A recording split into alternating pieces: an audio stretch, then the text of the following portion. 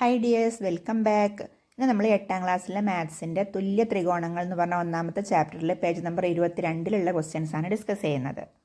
അപ്പോൾ ക്വസ്റ്റ്യൻ ഇതാണ്: ചിത്രത്തിലെ ത്രികോണം എ ബി സി, ത്രികോണം പി ക്യു ആർ ഇവയിൽ A B is equal to Q R, B C is equal to R P, C A is equal to P Q എന്നിങ്ങനെയാണ്.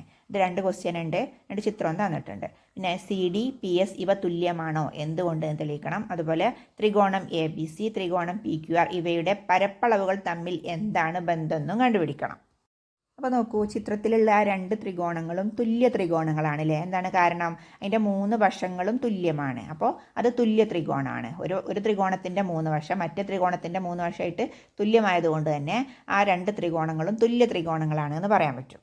നമ്മളോട് ചോദിച്ചിട്ടുള്ളത് C ഡിയും പി എസും തുല്യമാണോ എന്നാണ്. അപ്പോൾ അത് കണ്ടുപിടിക്കാൻ വേണ്ടിയിട്ട് നമ്മൾ ചെയ്യേണ്ടത് ആ സി ഡി ഒരു വശമായിട്ട് വരുന്ന ആ ഒരു ത്രികോണത്തിന് കൺസിഡർ ചെയ്യുക, അതുപോലെ പി എസ് ഒരു സൈഡായിട്ട് വരുന്ന ആ ഒരു ത്രികോണത്തിന് കൺസിഡർ ചെയ്യുക.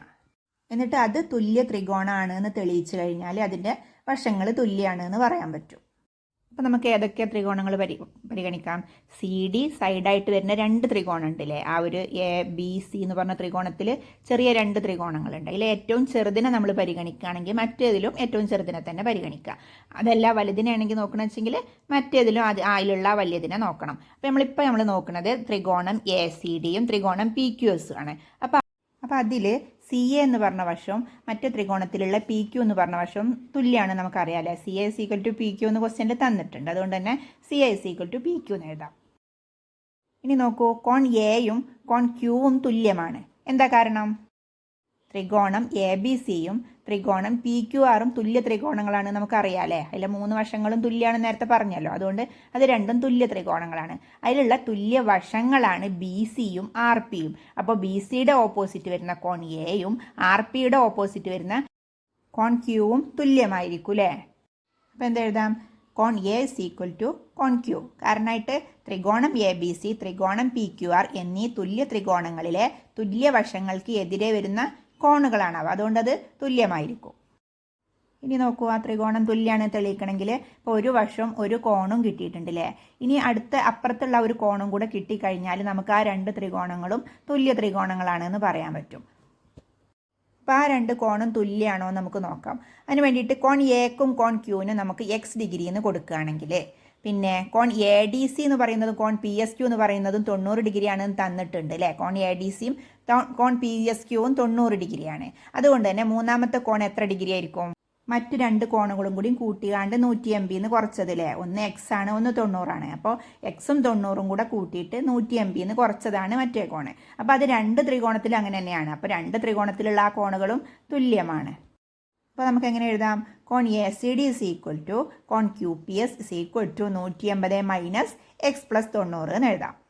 ഇപ്പോൾ നോക്കൂ, ആ 2 ത്രികോണത്തിലെ ഒരു വശവും അതിൻ്റെ 2 അറ്റത്തുള്ള കോണുകളും തുല്യമാണ് എന്ന് തെളിഞ്ഞു അല്ലേ. അതുകൊണ്ട് തന്നെ ആ 2 ത്രികോണങ്ങളും തുല്യമായിരിക്കും, അതിൻ്റെ വശങ്ങളും തുല്യമായിരിക്കും. നമുക്കറിയാം, വശങ്ങൾ എന്ന് പറയുമ്പോൾ തുല്യ കോണുകൾക്ക് എതിരെ വരുന്ന വശങ്ങൾ തുല്യമായിരിക്കും. അപ്പോൾ നോക്കൂ, കോൺ എയും കോൺ ക്യൂവും തുല്യമാണ് നമ്മൾ നേരത്തെ കണ്ടുപിടിച്ചതാണല്ലേ. കോൺ എയും കോൺ ക്യൂവും തുല്യമായതുകൊണ്ട് തന്നെ അതിൻ്റെ എതിരെ വരുന്ന വശങ്ങളാണ് ഏതൊക്കെ?